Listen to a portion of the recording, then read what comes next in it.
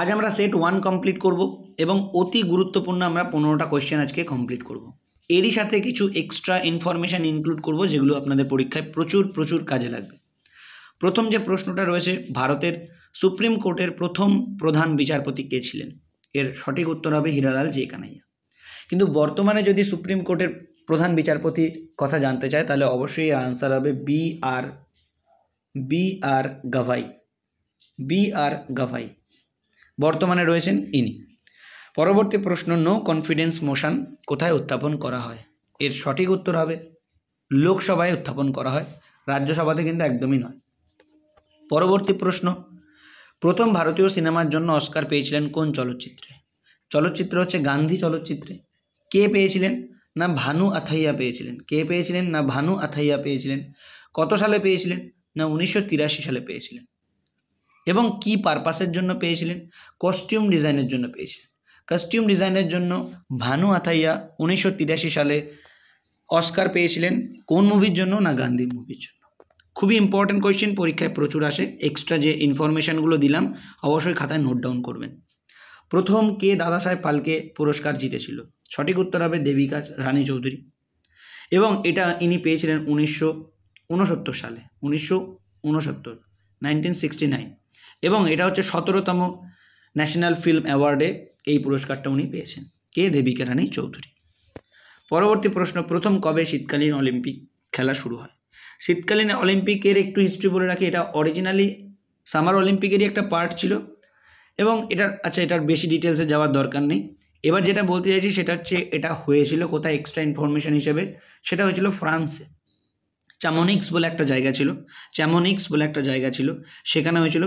এবং এটা কত সালে হয়েছিল? এটা আপনাদের জন্য হোমওয়ার্ক রইল। এটা আপনারা গুগল করে অথবা জেনে আমাকে জানাবেন যে 5 নম্বর কোয়েশ্চেনের আনসার কী হবে। আমি ঠিক সেট 2-এ 5 নম্বর কোয়েশ্চেনের আনসারটা জানিয়ে দেবো। খুব ইজি একটা কোয়েশ্চেন, এটা আপনারা গুগল করে পরের দিন কমেন্ট বক্সে কমেন্টে জানাবেন। রাধামোহন কাপ কোন খেলায় দেওয়া হয়? রাধামোহন কাপ পোলো খেলায় দেওয়া হয়। যদি কোনো কোয়েশ্চেন নিয়ে সংশয় থাকে অবশ্যই কমেন্ট বক্সে জানাবেন। আমি এটা নেক্সট সেটে আবার আপনাদের সাথে ডিটেলসে আলোচনা করে দেবো। যদি কোনো অপশানে চেঞ্জ করার হয় অবশ্যই সেটা নেক্সট সেটে জানিয়ে দেবো। অ্যাবেল পুরস্কার কোন বিষয়ে দেওয়া হয়? অ্যাবেল পুরস্কার গণিতে দেওয়া হয়। একদম নর্মাল কোয়েশ্চেন, এটা প্রত্যেকেই কম বেশি যারা প্রিপারেশন করেন জানেন। কোন ভারতীয় দ্বিতীয় নোবেল পুরস্কার পায়?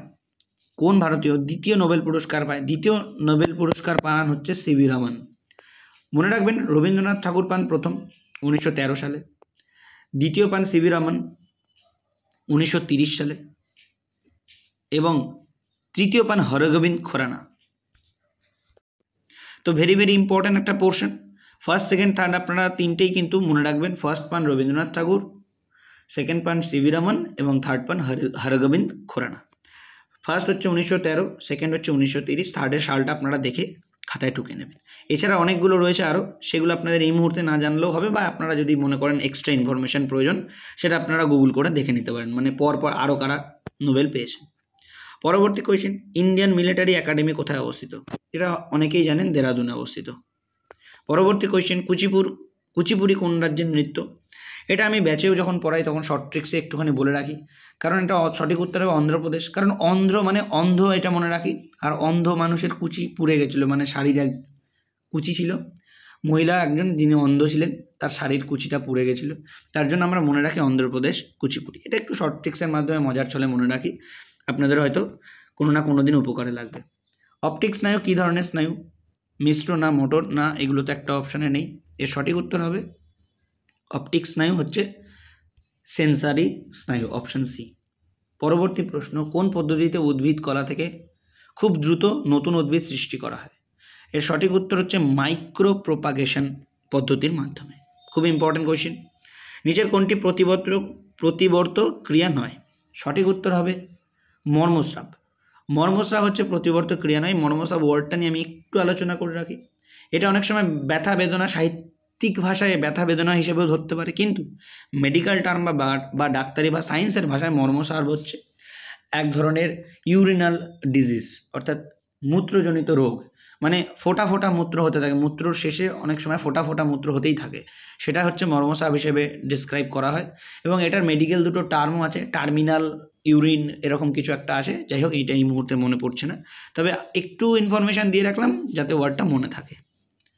পরবর্তী কোয়েশ্চেন, ব্যাটারিতে কোন কারেন্ট পাওয়া যায়? ব্যাটারিতে আমরা সবসময় ডিসি কারেন্ট পাই, একদম ইজি কোয়েশ্চেন এটা। এবং আজকের সেটের লাস্ট কোয়েশ্চেন, গ্লিসারিনের প্রতিসারাঙ্ক 1.47, 1.47 হচ্ছে গ্লিসারিনের প্রতিসারাঙ্ক। সাম্প্রতিক ঘটনাবলী যেটা হচ্ছে যে সিএ যেটাকে বলে, অলরেডি আমি শুরু করে দিয়েছি সমস্ত ক্লাসের ভিডিওগুলো দেওয়া। যারা যারা সিএর প্রিপারেশন করতে যাচ্ছেন অর্থাৎ কারেন্ট অ্যাফেয়ার্সের, মনে করে সেই ভিডিওগুলো দেখে খাতায় নোট ডাউন করবেন। এছাড়াও আমি আরও কিছু ইম্পর্টেন্ট সিএর আরও সিরিজ আমি আনবো, সেগুলো আপনারা ফলো করবেন। এবং আমি মান্থ টু মান্থ কারেন্ট অ্যাফেয়ার্সের সিরিজ দিয়ে দেবো আপনাদের, সেগুলো আমি এই চ্যানেলে আপনাদেরকে শেয়ার করবো ফ্রি অফ কস্ট। অবশ্যই সেইগুলো কিন্তু আপনারা দেখে নোট ডাউন করবেন, মুখস্থ করবেন, পরীক্ষা দিতে যাবেন। আশা করি সেখান থেকে আপনারা কমন পাবেন। আজকে যারা চ্যানেলে প্রথম ভিজিট করছেন, চ্যানেলটা মনে করে সাবস্ক্রাইব করে পাশে থাকা বেল আইকনটি অল করবেন এবং ভিডিওটা আপনাদের উপকারে লাগলে একটা লাইক করে দেবেন। পরবর্তী ভিডিও এই চ্যানেলেই দেওয়া হবে সেট 2, এবং সেখানেও অতি গুরুত্বপূর্ণ 15টা কোয়েশ্চেন আলোচনা করা হবে। আপাতত সবাই ভালো থাকবেন, দেখা হচ্ছে নেক্সট ভিডিওতে। জয় হিন্দ।